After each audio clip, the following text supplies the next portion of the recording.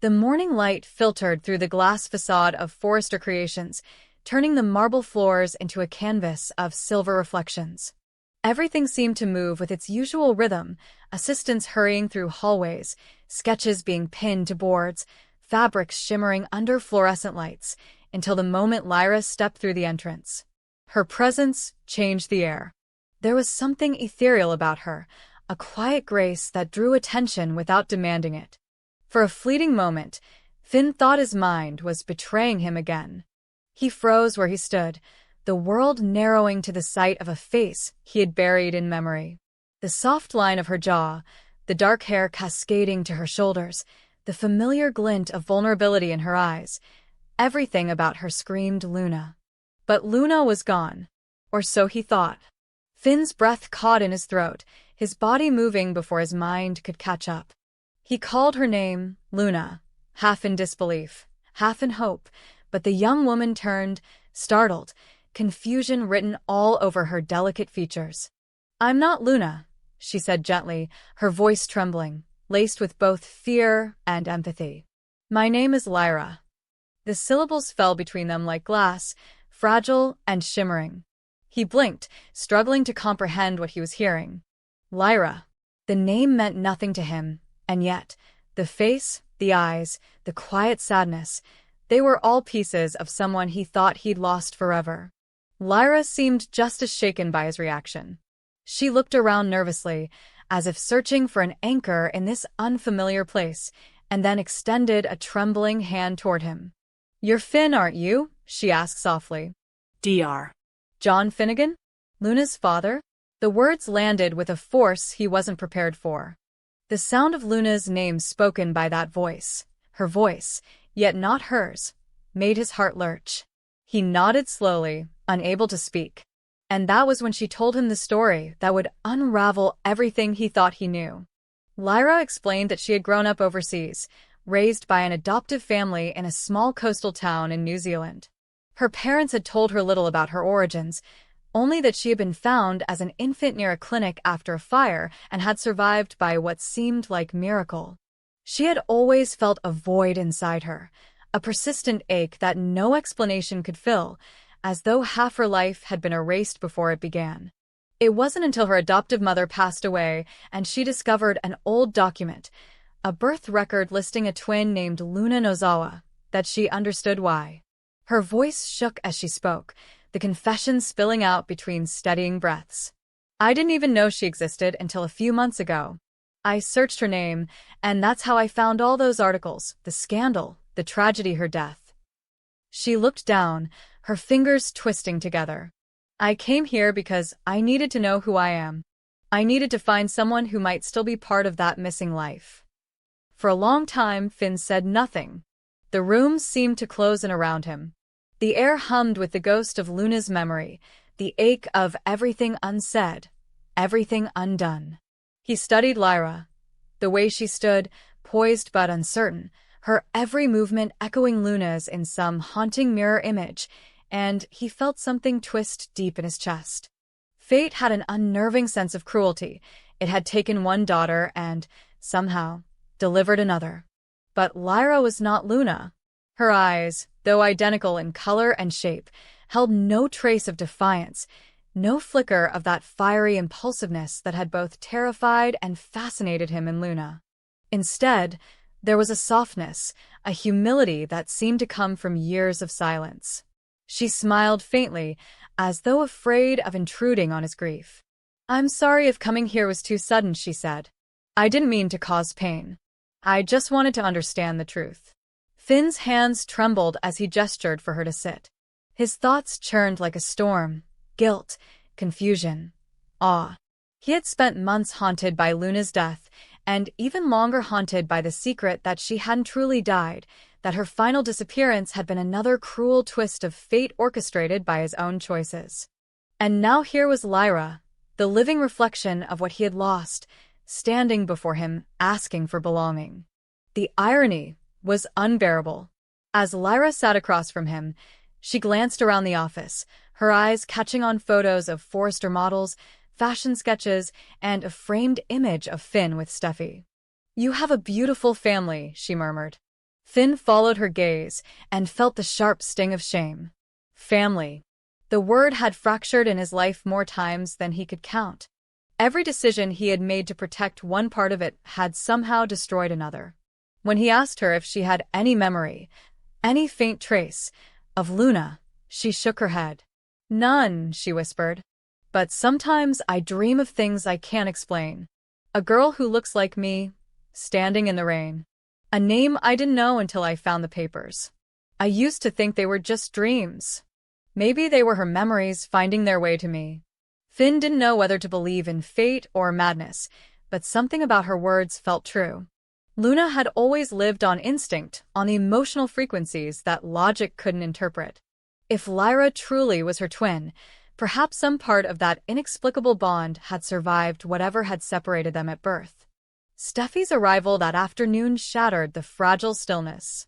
She entered the office with her usual confidence, but the sight that greeted her froze her mid-step. Finn standing beside a woman who looked exactly like Luna. The blood drained from her face. For a moment, time rewound. The months of grief, the sleepless nights, the funeral, the tears, all crashing back at once. Her voice cracked when she spoke. "No, this isn't real." Lyra stood quickly, startled and apologetic. "You must be Steffy," she said gently. "I'm Lyra, Luna's sister." The words did nothing to ease the shock. To Steffy, this was a ghost manifesting in daylight. Her first instinct was fear, then anger. "What is this, Finn?" she demanded, her voice sharp with tremors she couldn't control. "What kind of game is this?" Finn tried to calm her, explaining what little he knew, but the tension between them was a living thing. Steffy's grief had never fully healed from the chaos Luna's death had caused, and now, confronted with a mirror image, her mind rebelled. Every emotion she had buried resurfaced: jealousy, pain, suspicion.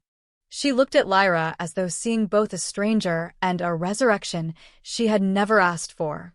Lyra, sensing the storm, stepped forward, her tone gentle but steady.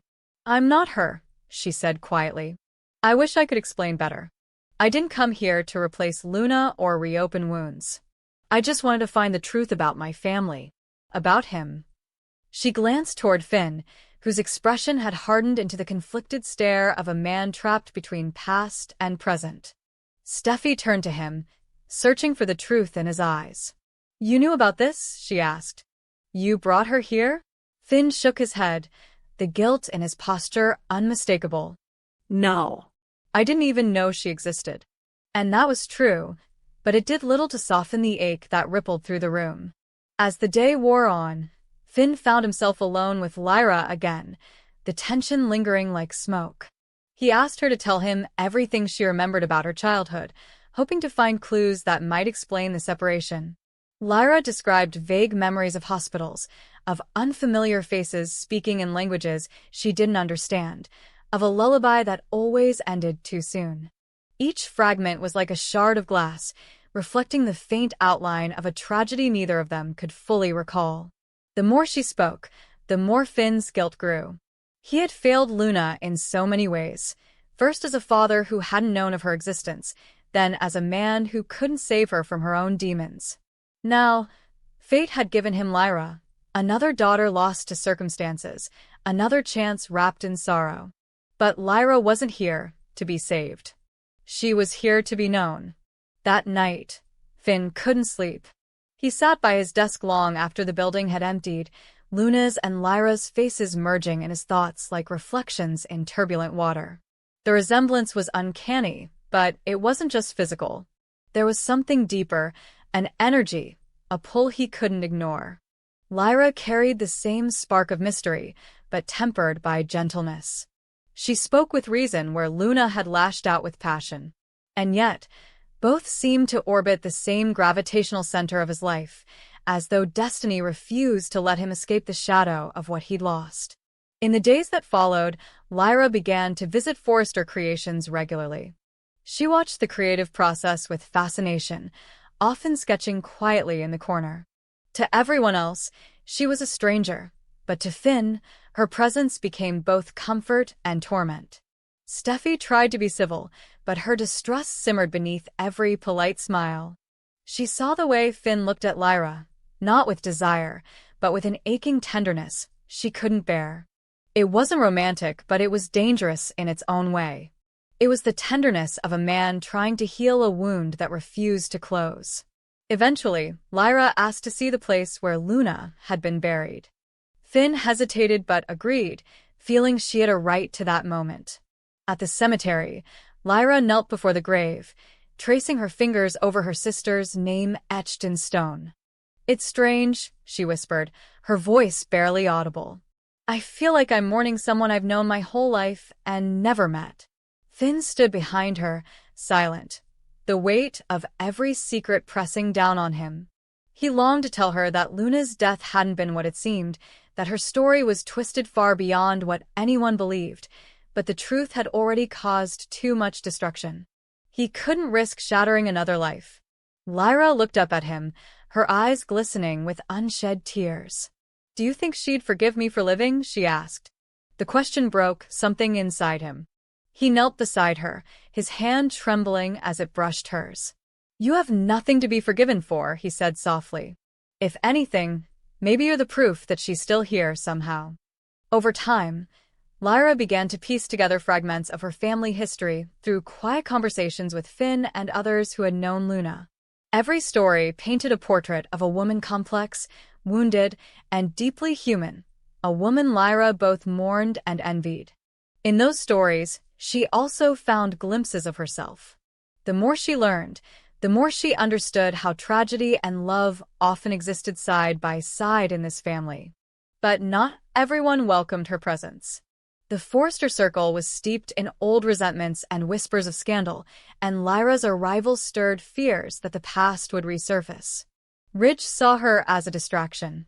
Steffy saw her as a living ghost. Even Brooke, ever the peacemaker, warned Finn that some wounds weren't meant to be reopened. Yet despite the tension, Lyra stayed, driven by the need to reclaim a history that had been stolen from her. For Finn, Lyra became a paradox, both a reminder of loss and a chance for redemption. She brought light into his guilt-darkened world, forcing him to confront the choices that had defined him. Through her, he began to see that saving someone wasn't always about medicine or miracles. It was about understanding, about presence, about accepting that sometimes survival itself was the only victory.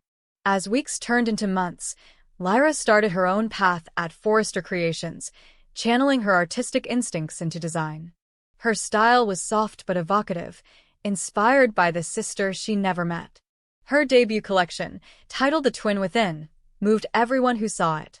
The final piece, a flowing silk gown embroidered with two mirrored phoenixes, captured everything the Forrester family had endured: loss, rebirth, forgiveness. Even Steffy, watching from the audience, felt something inside her shift. After the show, Lyra approached Finn, her eyes shining with quiet gratitude. "I think I finally understand," she said. "Maybe I wasn't meant to replace Luna. Maybe I was meant to carry her forward." Finn smiled through tears he didn't bother to hide. "You already have," he replied. And so, in a world where grief had once ruled their lives, Lyra's arrival became not just an echo of Luna's tragedy, but a second chance for everyone touched by it. Finn learned that redemption sometimes comes not from erasing the past, but from living beside it. Steffi learned that love could survive even the most haunting reminders. And Lyra, born of loss, shaped by longing, discovered that identity was not about blood, but about the courage to face the truth of where she came from. Under the soft glow of Forrester's lights one evening, as the city hummed quietly beyond the windows, Finn stood watching Lyra sketch by the window. Her reflection shimmered faintly in the glass, two faces overlapping for just a second, one belonging to the girl he had lost, the other to the woman he had found. It was then he realized that sometimes life does not give back what it takes. It offers something different, something equally fragile, equally miraculous, a beginning disguised as an echo. The first time Liam saw Lyra, she was bent over a table in the design studio, her head bowed, a loose strand of dark hair falling over her face as she adjusted a piece of fabric beneath the light. There was nothing theatrical about her, no attempt to draw attention, yet the quiet sincerity of her movements seemed to capture everything that Forrester Creations stood for at its most authentic, beauty born from care, not vanity. Hope had introduced her in passing. "This is Lyra, my new assistant for Hope for the future," but the name lingered in Liam's mind long after he left the room. It wasn't just her resemblance to Luna, though that resemblance was startling. It was something else entirely, an unspoken calm that seemed to anchor the chaos of the world around her. Over the following weeks, Lyra's presence became a steady rhythm within the Forrester universe. While others hurried through fittings and argued over press releases, she moved with quiet precision, never demanding, never defensive. Hope had grown to depend on her faster than she admitted, impressed by the young woman's attentiveness and ability to anticipate needs before they were voiced. Lyra was different from the assistants who came before. She didn't chase attention or validation.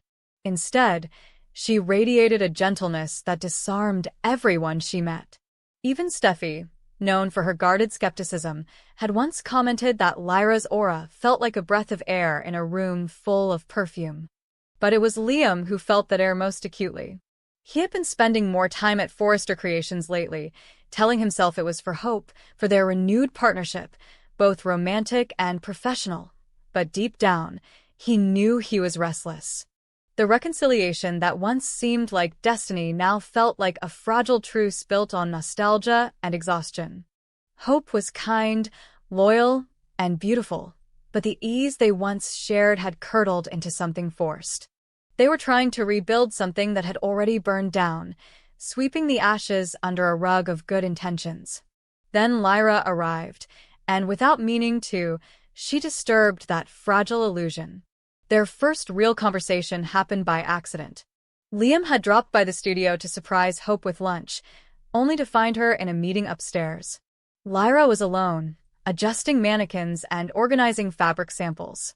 When she saw him lingering awkwardly by the door, she smiled. Not the rehearsed kind of smile that most people gave him, but one that felt unguarded, like sunlight breaking through cloud. "You can wait here if you'd like," she said softly. She shouldn't be long. Her voice had a warmth to it that caught him off guard. They talked, at first about nothing, the weather, the upcoming fashion show, but soon, the conversation drifted into deeper currents. She asked about his photography, his work, his travels, listening with a kind of attentiveness that felt almost old-fashioned. When she spoke, she did so thoughtfully, as if every word mattered. Liam left that day unsettled. He told himself it was because Lyra reminded him too much of Luna, the same soft eyes, the same measured grace, but he knew that wasn't the whole truth. Lyra wasn't Luna. Where Luna had been tempestuous, unpredictable, almost dangerous in her passions, Lyra was gentle, grounded, and almost painfully kind. Being around her didn't feel like standing near a storm. It felt like standing near still water, calm enough to see your own reflection. And that was what terrified him most. Because when he looked into that reflection, he saw a man who no longer recognized his own heart. In the days that followed, Liam found himself seeking excuses to see her. He'd stop by the design office under the pretense of checking on Hope's progress, but his eyes would inevitably drift toward Lyra, how she tucked her hair behind her ear when she concentrated, how she hummed faintly when she worked. Hope noticed his visits, but misread them as renewed commitment. To her, Liam's presence was proof that their marriage might finally find its footing again. To Liam, each visit was a test he was quietly failing. One afternoon, while Hope was out meeting a supplier, Liam found Lyra sitting by the large window overlooking the city, her sketchpad open, her pencil moving in soft, deliberate strokes.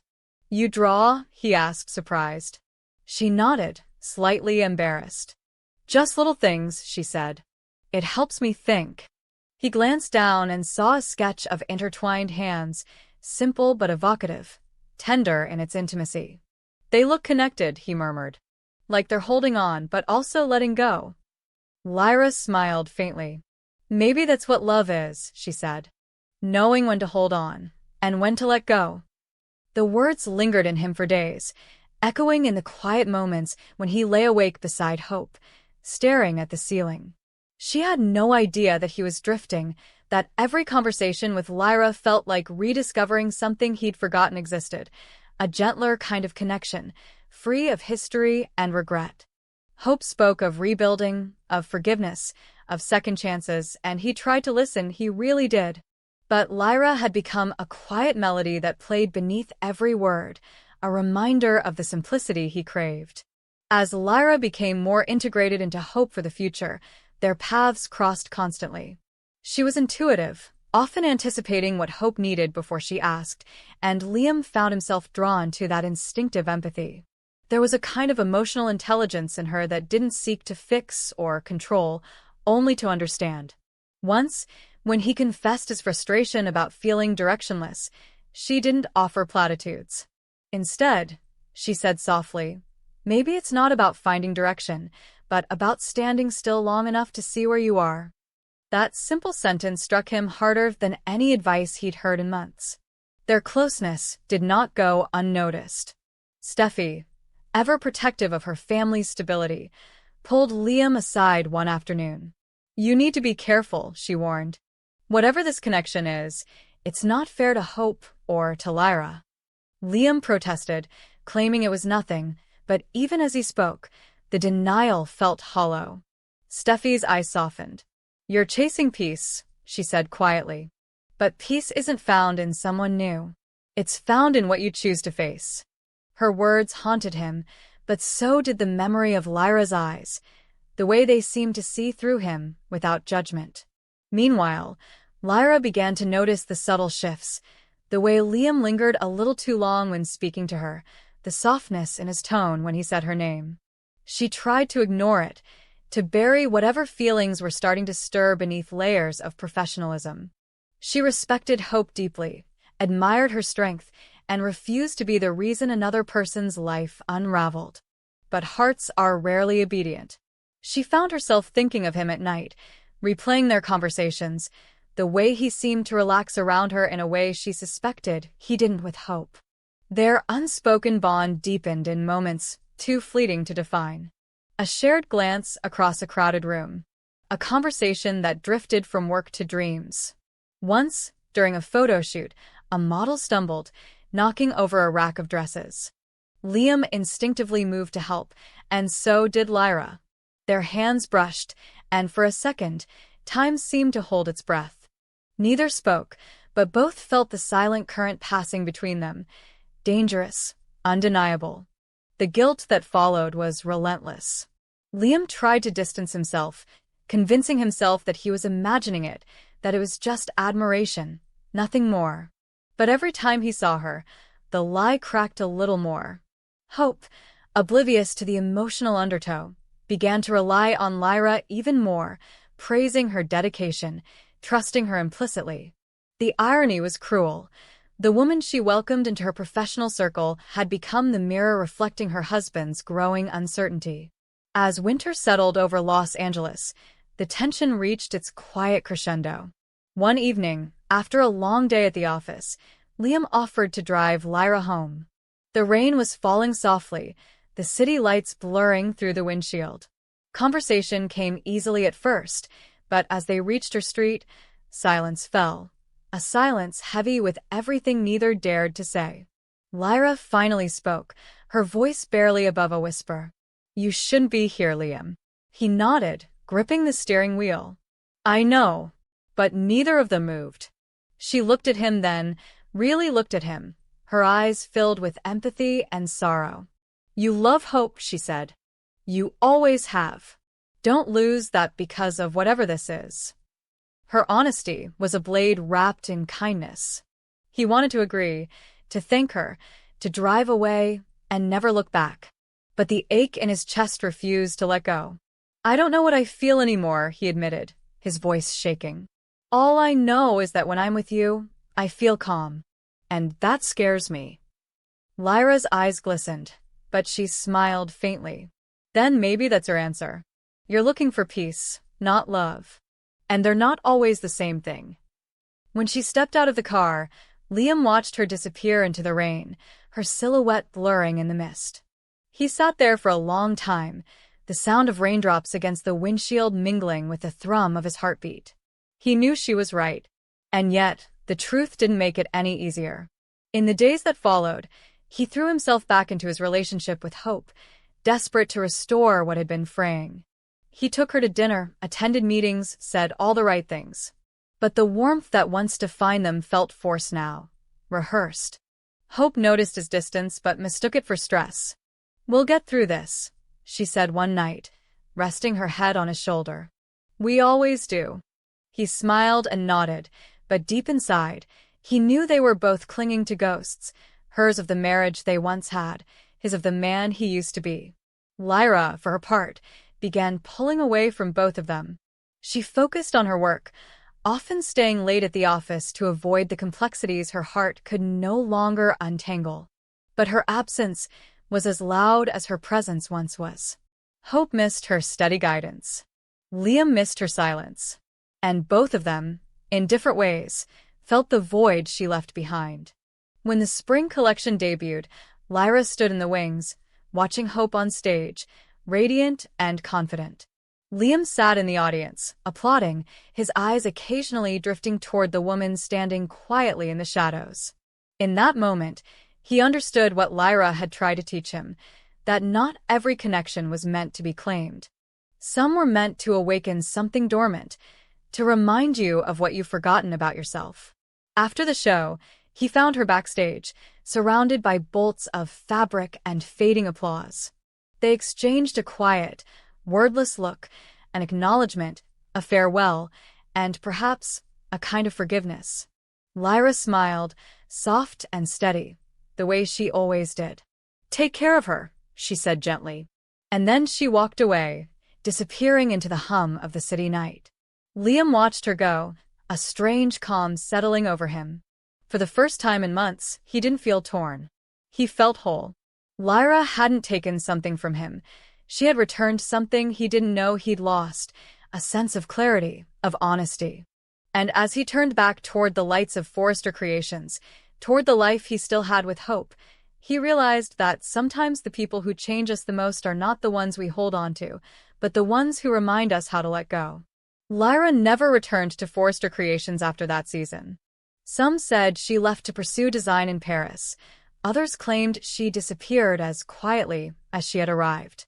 But for those who had met her, especially Liam, her presence lingered, not as temptation, not as regret, but as a whisper of what love could be when stripped of desire, selfless, awakening, and impossibly pure.